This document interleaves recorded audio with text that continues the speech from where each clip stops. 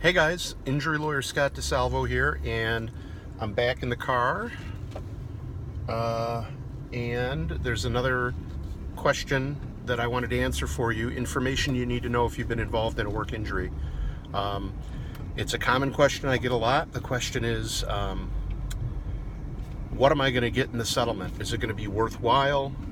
What's my case worth? So to answer that, I'm trying to keep it short and simple here. I have other videos on my YouTube channel that go into a lot more detail about how you calculate this stuff, right? And I'm also happy to explain it to you. If you have a question, you can call me or email me, and I'm happy to talk to you about the specifics of your situation, because obviously if I could give you a 2 or 3 minute video that explained all of it, who would need lawyers, and the legal system would be way simpler.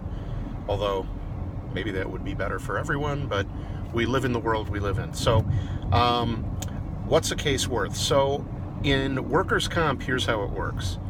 Everything's based on what you earn. So a guy who earns twice as much money per hour as another guy can expect to get about twice as much money at the end of the case in a lump sum settlement. And that's just the way the system is set up.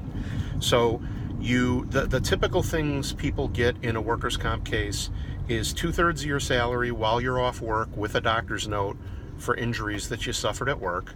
You get all of your doctor bills paid, and then at the end of the case you get something called PPD, which stands for Permanent Partial Disability. That's a lump sum of money that you get that represents the difference in your body. So in workers' comp, you don't get money for things like pain and suffering or stuff like that you'd get like in a car accident case. In workers' comp, literally what they do is they take 60% of your salary, and then they take the diagnosis and treatment you got for your injury, and they compare it to other cases that already settled, right?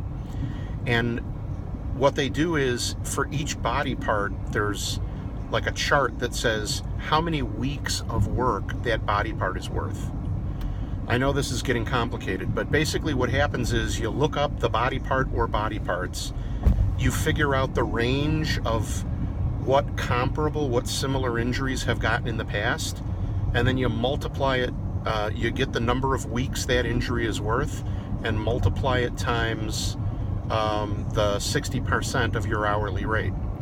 So in other words, or your average weekly wage, in other words, right? So if you make, if 60% of your income is $200, and similar cases have settled for 40 weeks, 200 times 40, I think, is $8,000. So that gives you like some idea. Now, it's not set in stone like that. Like, different cases say injuries are worth more, and other ones say it's worth less. And that's what the dispute is in a lot of these cases when we're trying to settle them.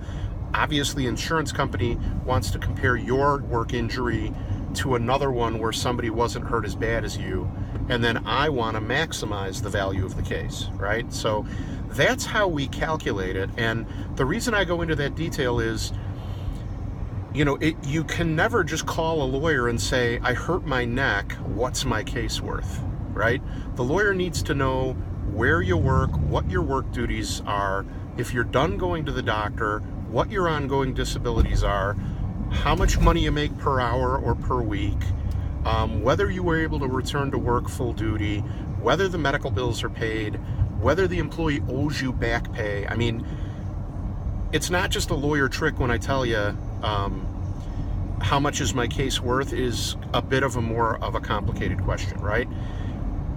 That's if the case is a basic, simple injury case at work. If it involves a case where you're permanently disabled, like you can never work again, then you're going to be entitled to payments for the rest of your life, or a lump sum of money to pay you for that, right? And also the possibility, if we go to trial, we can leave your medical open. Leaving your medical open means that if you're permanently injured and you're going to need medical treatment like monthly for the rest of your life, or weekly or daily for the rest of your life, leaving medical opens means the workers' comp insurance is always going to be on the hook for it. There are other things you can get in workers' comp too, like vocational training. You can get, retraining for a different job. There's other remedies. So again, I hate answering questions like this because it makes me feel like I'm being a lawyer. And ultimately, I see myself as a human being first. But, I would love to say, well, in workers' comp, a neck injury is worth 50 grand. A back injury is worth 100 grand. A broken leg is worth 80 grand.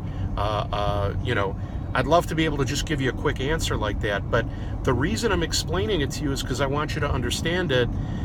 Because if you ultimately are going to try and settle the case yourself with the insurance company, or if you hire a lawyer, a lot of lawyers don't explain things in as much detail as I do.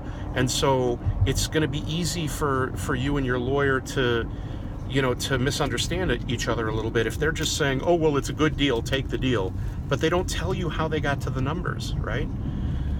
So I have friends, other friends who do injury work, and they don't like explaining this stuff to their clients. And I like to do it because I don't see any reason why everybody shouldn't understand the basics. I feel like if the injured worker understands how to calculate this stuff or why it isn't just so cut and dried, then they'll understand why there's a range when you're attempting to settle the case. So anyway, I think this is super important for you to understand. Hopefully I made sense. Thank you for watching, and good luck, and reach out if I can be of assistance. Thanks, and take care. Bye-bye.